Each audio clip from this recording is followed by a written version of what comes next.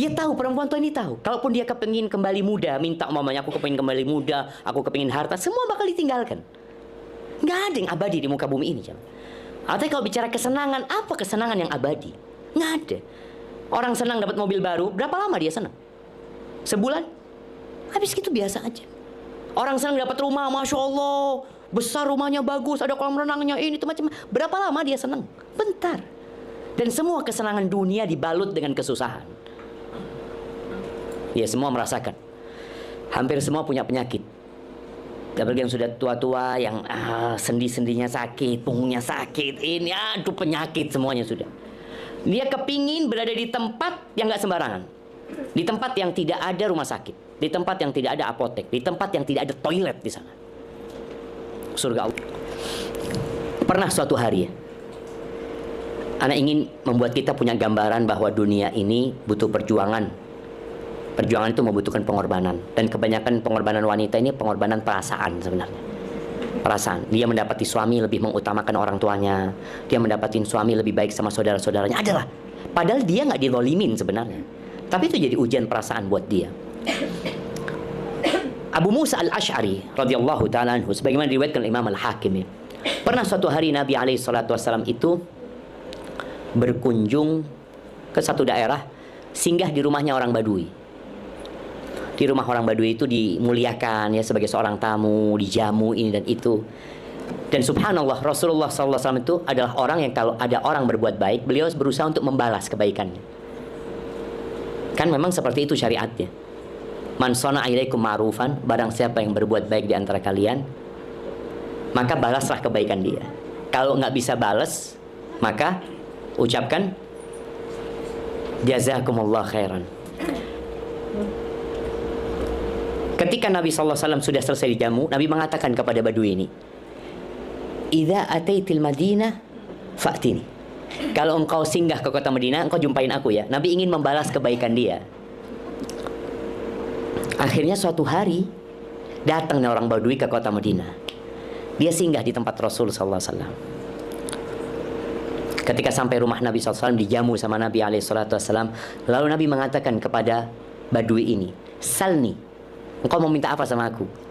Hanya kalau kemarin kan ya Nabi nggak bisa ngasih gitu kan, di kampungnya dia. Sekarang engkau mau minta apa sama aku?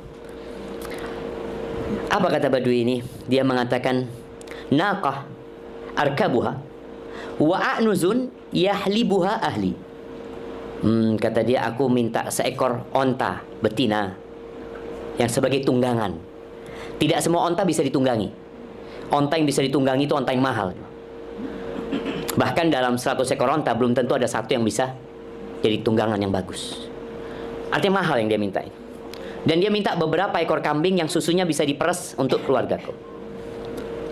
Menurut bapak-bapak, ibu-ibu, permintaan orang ini besar apa kecil? Besar sekali dia minta itu. Lalu Nabi SAW menghadap kepada para sahabat.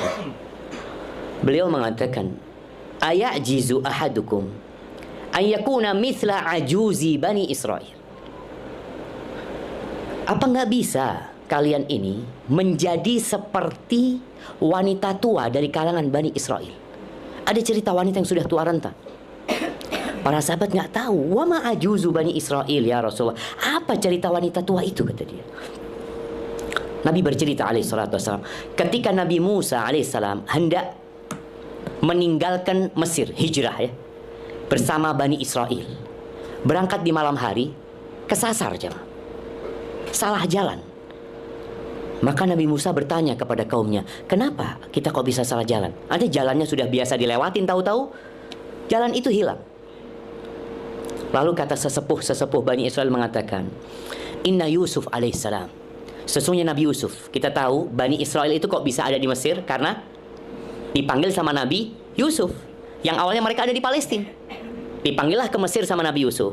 Bapaknya Nabi Yakub, walaupun nanti Nabi Yakub balik ya, tapi saudara-saudara Nabi Yusuf balik ke Mesir. Disitulah kenapa anak turunan Bani Israel banyak di Mesir.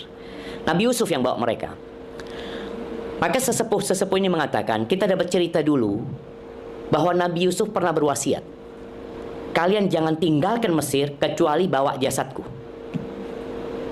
Apa kata Nabi Musa?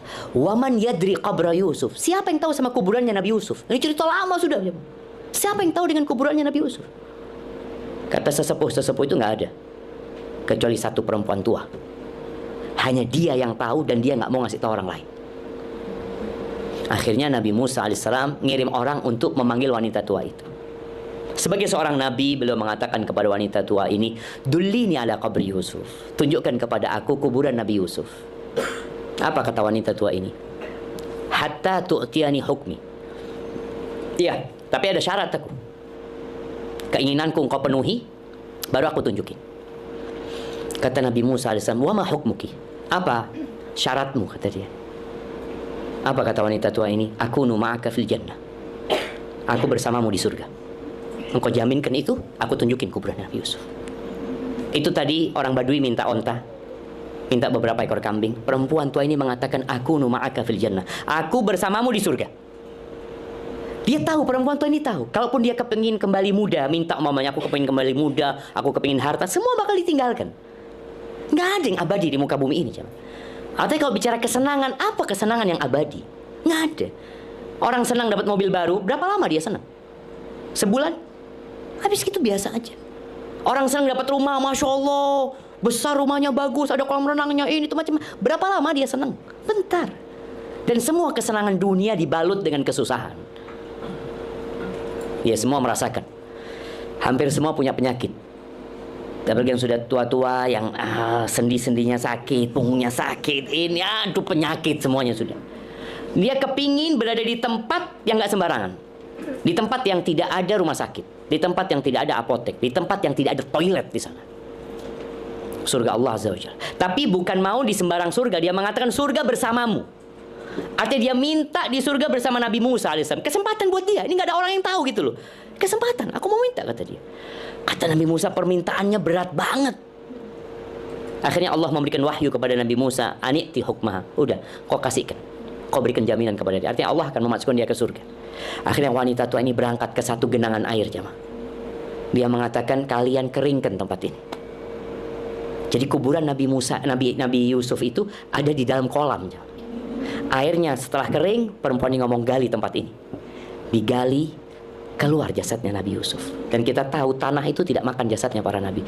Ketika diangkat jasadnya Nabi Yusuf, jalan menuju hijrah itu terang benderang, jemaah. Maka buat kita semua, tolong ambisinya dirubahlah sekarang. Kita benar-benar cari surga Allah Azza wa Jalla. Pernah istri-istri Nabi itu berambisi dunia? Pernah. Ya, karena manusia biasa, kita itu diuji. Semua umat itu ada fitnahnya. Dan fitnah umat Nabi itu apa? Sallallahu alaihi wasallam. Apa fitnah umat Nabi SAW? Harta. Fitnahnya itu harta. Subhanallah ya. Anak ingat pernah ada satu bupati yang ditangkap KPK. Itu ditemukan di tembok rumahnya uang 250 miliar. Di tembok gitu jemaah. Artinya nggak ada pintunya. Di semen gitu semen. Subhanallah ya. Buat apa? Itulah godaan apa? Aku punya, tapi nggak dipakai apa-apa gitu loh. Padahal harta itu baru berguna kalau dibelanjakan. Nggak ada gunanya harta. Aku punya uang sekian, nggak ada gunanya uangmu. Kalau buat beli kopi baru berguna. Minum kopi. Jadi ketika uang itu habis baru berguna.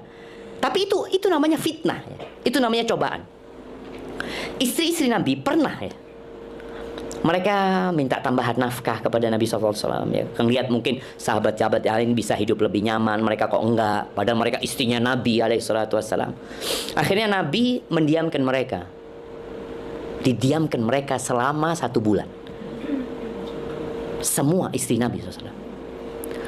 Jadi ibu-ibu kalau suaminya mendiamkan ibu-ibu, apa yang dilakukan ibu-ibu? Diamkan juga? Diamkan juga, emangnya aku butuh sama dia? Ya, ada perempuan-perempuan yang didiamkan sama suaminya, dia malah mendiamkan suaminya. Kuat-kuatan aja kita gitu loh. Mana yang lebih kuat? Adu gengsi. Subhanallah, Nabi SAW mendiamkan istrinya 1 bulan. Beliau nggak tidur di rumah. Beliau tidur di kebun. Di kebun itu ada satu rumah kecil, beliau tidur di sana. Itu tahun ke-9 Hijriah. Bayangin ya, istri-istri Nabi ini mendampingi Nabi sudah hampir 8 tahun, hampir 9 tahun. Tapi namanya perempuan, ya kecintaan kepada dunia ya tetap gitu loh. Tinggal bagaimana kita mengontrol kecintaan itu. Setelah 1 bulan, berita di kota Madinah tersebar bahwa Nabi Muhammad SAW menceraikan istri-istrinya. Ya gimana sebulan nggak pulang ke rumah istri? Sampai Umar datang kepada Nabi SAW. Ya Rasulullah, apakah engkau menceraikan istri-istrimu? Kata Nabi, la. Kata dia. Umar kata, Allahu Akbar, kata dia. Ternyata berita itu nggak benar gitu loh. Berita itu hoak ya. Akhirnya Nabi SAW dapat wahyu untuk memberikan pilihan kepada istri-istri. Mau bersamaku? Ya ikut aturanku. Kalau engkau cari dunia, ya udah, tafadhal, aku akan ceraikan kalian. Turun firman Allah di surat Al-Ahzab, nanti dibaca Ibu. Di surat Al-Ahzab ayat 28-29. Ini supaya bicara tadi, kita mau masuk surga, kita mau berada di pintu surga, tapi jalan kita kadang-kadang kan neraka. Allah mengatakan kepada Nabi SAW, ya ayuhan Nabi, perintah dari Allah, wahai Nabi, qul li azwajika, katakan kepada istri-istrimu, sampaikan ini kepada istri-istrimu. Bagian perintah dari Allah langsung kepada Nabi SAW untuk menyampaikan kepada istri-istrinya. Apa perintahnya? Katakan kepada mereka, in kuntunna turidnal hayatad dunya wa zinataha. Kalau ambisi kalian adalah kehidupan dunia, kemewahan dunia, kenikmatan dunia, fata'alaina, kemari kalian semua. Umatti'kun, aku kasih harta. Mau dikasih pesangon sama Nabi SAW. Mut'ah namanya. Wa usarrihkunna sarahan jamila. Dan aku akan ceraikan kalian semuanya dengan perceraian yang baik-baik. Sudah bisa baik-baik kita. Tapi kalau bareng nggak mungkin, karena beda tujuan. Wa in kuntunna turidnallaha wa rasulahu wad daral akhirah. Tapi kalau keinginan kalian masuk surga, kalian menginginkan Allah, bagaimana Allah ridha, maka di sini hiduplah mencari keridhaan Allah. Kalau yang kalian inginkan adalah keridhaan Allah, kalian yang inginkan adalah keridhaan Rasul SAW dan kehidupan akhirat, ya kita lanjutkan. Fa innallaha a'adda lil muhsinati minkunna ajran 'azima. Sesungguhnya Allah menyediakan buat orang-orang yang berbuat baik di antara kalian pahala yang besar sekali. Maka bicara ketaatan kepada suami lagi, bicara bagaimana bisa masuk surga dari pintu mana saja, itu kembali kepada ambisi kita sebenarnya. Perbanyak sedekah. Karena Nabi SAW memerintahkan kepada para wanita itu tasaddaqna, kalian bersedekah. Sedekah ini salah satu sarana menyelamatkan kita dari api neraka. Banyak wanita sedekah, tapi pakai fulusnya suami. Engkau sedekah dengan fulus. Bagaimana wanita-wanita itu membuka antingnya, dilemparkan ke Bilal. Dibuka gelangnya, dilemparkan ke Bilal. Kalungnya dia buka, dia lemparkan ke Bilal. Ini salah satu cara memperbaiki tabiat kita, agar kita tidak diperbudak sama dunia. Aku dapat duit, aku bagikan. Itu mungkin yang perlu dilakukan.